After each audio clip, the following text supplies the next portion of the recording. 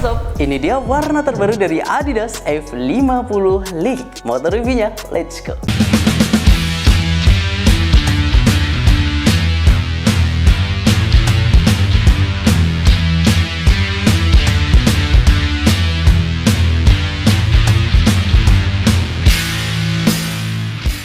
Oke, sepatu ini emang agak lain ya, karena secara desain dan juga colorway ini beda dengan versi-versi sebelumnya.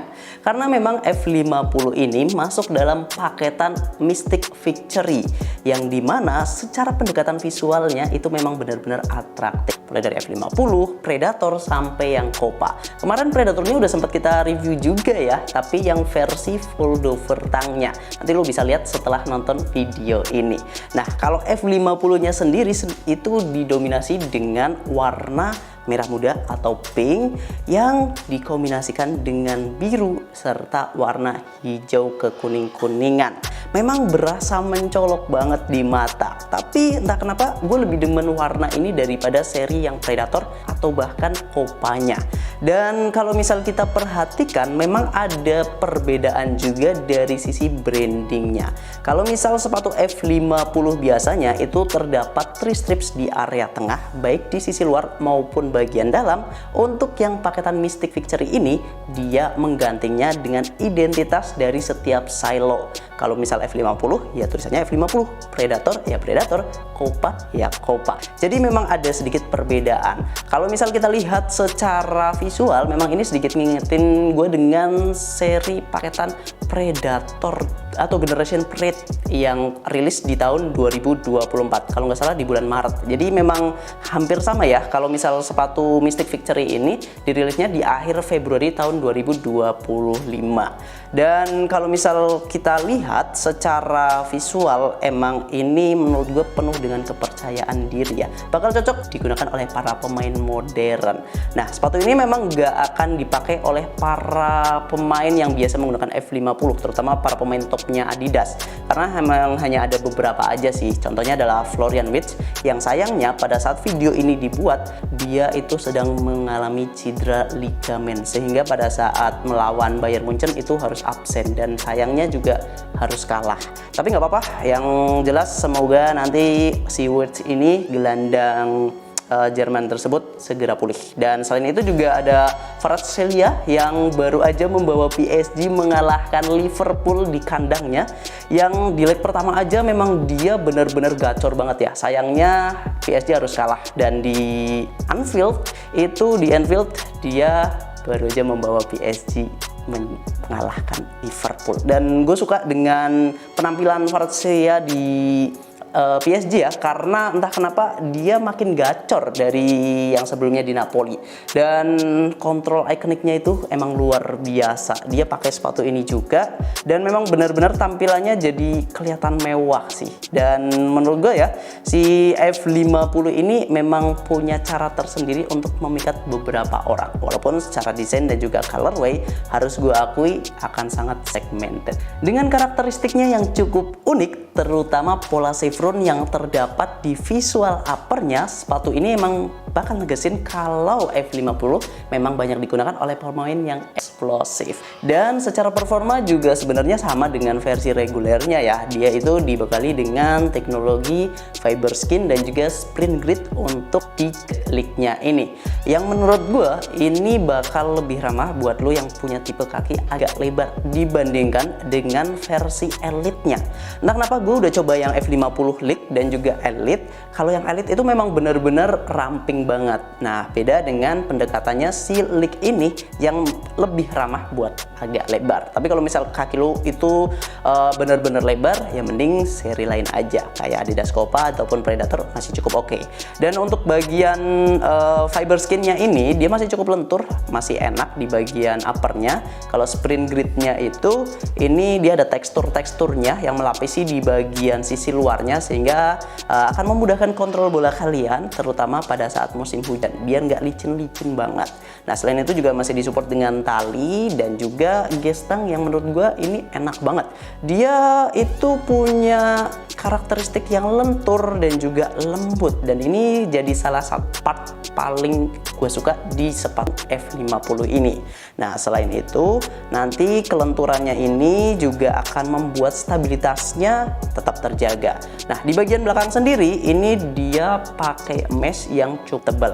Liningnya harus gue bilang ini memang benar-benar tebal, bahkan lebih tebal dari seri-seri macam Vapor ataupun Ultra yang jadi kompetitornya, atau bahkan Tiempo sekaligus yang menggunakan bahan mesh juga di bagian belakang.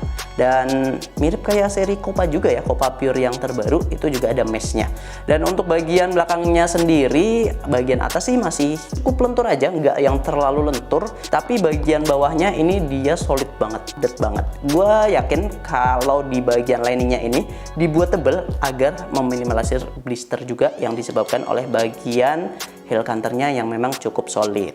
Jadi memang ada alasan tersendiri ya, dan gue suka dengan pendekatan dari si F50 ini, baik dari bagian depannya, tengahnya maupun bagian belakangnya. Feel-nya itu masih cukup enak, masih cukup lega untuk di kaki gue, dan bagian atasnya juga dia ada tapi nggak terlalu banyak dan masih cukup wajar untuk sepatu sekelas S50 ini.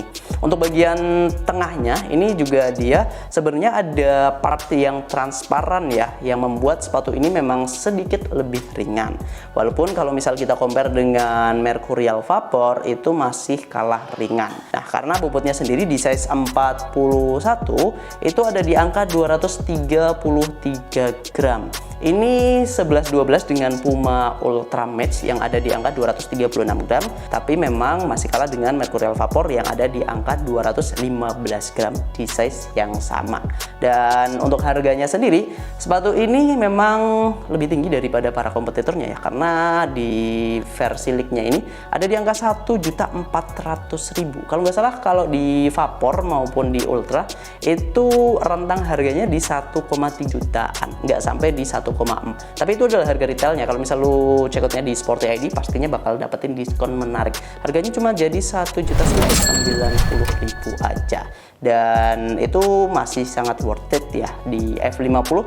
Ini memang jadi penjualan terlaris di Sporty ID dari tahun lalu. Pokoknya sejak sepatu ini dirilis kembali, F50 ini memang banyak banget penggemarnya, dan beberapa colorway-nya juga cukup menarik ya, karena memang sepatu dengan gaya kecepatan seperti ini biasanya lebih nonjolin soal visualnya. Sekarang kita coba bahas soal sole plate-nya, dimana sepatu ini menggunakan material TPU dengan branding Sprint Plate 360 yang akan membuat pergerakan lo makin agresif di lapangan. Dengan kombinasi stud hybrid yaitu blade dan juga sedikit lingkaran di bagian sisi luar maupun sisi dalamnya, sepatu ini memang direkomendasikan buat lo pakai di rumput yang alami. Walaupun sebenarnya spesifikasinya FJMG ya, bisa juga dipakai di rumput yang sintetik. Tapi dengan stud yang cukup tajam dan juga kecil-kecil cabai rawit ini, rasanya bakal lebih efektif ketika lu pakai di rumput biasa.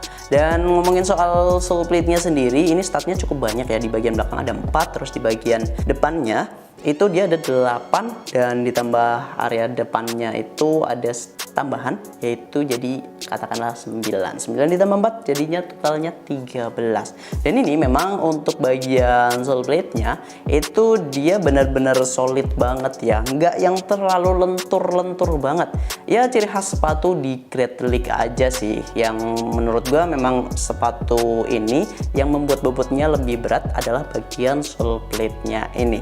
Dan ini wajar ya, kalau misal di Great League memang biasanya Adidas nggak ada yang ringan-ringan banget sih. Bahkan Predator aja itu bobotnya lebih berat daripada F50 di 250 atau bahkan 260-an gram. Kalau Copa sedikit lebih ringan, tapi nggak lebih ringan dari si F50 ini. Nah, kalau misal lu mau yang lebih ringan, itu ada di Great Elite karena bobotnya aja di size 41 di bawah 200 gram, sekitar 170-180-an gram, tapi tentu aja dengan harga yang lebih tinggi. Jadi tinggal lu pilih aja sih. Kalau misal mau yang ringan, rekomendasi dari kita kalau misal dari Nike itu ada Tiempo, itu paling ringan, atau Mercurial juga masih cukup oke. Tapi untuk dari Adidas ini jadi yang paling ringan, ini di 230-an gram tadi. Dan untuk outsole-nya sendiri, gue rasa ini secara traction udah cukup oke dan nggak ada masalah sih di bagian outsole-nya. Walaupun memang jangan lupa pakai terlalu sering di rumput yang keras ataupun kering, karena itu nggak akan cocok dan justru akan membuat umur dari si sole plate-nya ini bakal lebih cepat aus atau rusak. So lu perlu perhatikan tempat dimana lu biasa main ya, karena itu akan menentukan durabilitas dari si sepatunya. Jadi lu jangan nyalahin si sepatunya, tapi lu juga perlu lihat kondisi dari lapangan yang biasa lu pakai. Dan untuk bagian outsole-nya sendiri, gue suka dengan perpaduan warnanya. Di sini ada warna kuning yang menunjukkan bahwa ini stud yang lebih agresif dibandingkan dengan stud-stud yang lainnya. Jadi memang ada perbedaan warna yang menunjukkan karakteristik dari si studnya itu. Dan F50 ini bisa lu dapatin di Sporty ID. Tentunya sekali lagi F50 itu jadi salah satu sepatu yang memang banyak banget di request dan selalu habis. Per hari ini itu F50 yang tersisa tinggal di warna ini. Warna-warna lainnya tinggal 1-2 pasang aja. Jadi kalau misal lu berminat dengan sepatu ini, link mulianya itu udah ada di deskripsi ya. Lu bisa mampir via marketplace kami, ada di Shopee, ada juga di Tokopedia. Atau barangkali mau konsultasi soal size terlebih dahulu, boleh hubungi aja admin WhatsApp Sporty ID atau langsung kunjungi store yang ada di Kota Sleman, Yogyakarta. Nah, mungkin itu aja yang bisa gue sampaikan. Sepatu ini juga dibekali dengan 20% bahan daur ulang, jadi masih cukup ramah lingkungan, dan itu juga berlaku di sepatu-sepatu Adidas lainnya atau juga di Nike. Pokoknya brand-brand besar udah mulai sadar ya akan lingkungan, dan gue suka dengan pendekatan-pendekatan dari brand-brand besar tersebut. So, barangkali sekali lagi lu punya pendapat lain tentang sepatu ini, tulis saja di kolom komentar, nanti kita sharing-sharing di sana. Terima kasih sudah nonton sampai akhir. Kita ketemu lagi di video-video selanjutnya, tetap di Sport, ya di Kiblat Sport sang juara.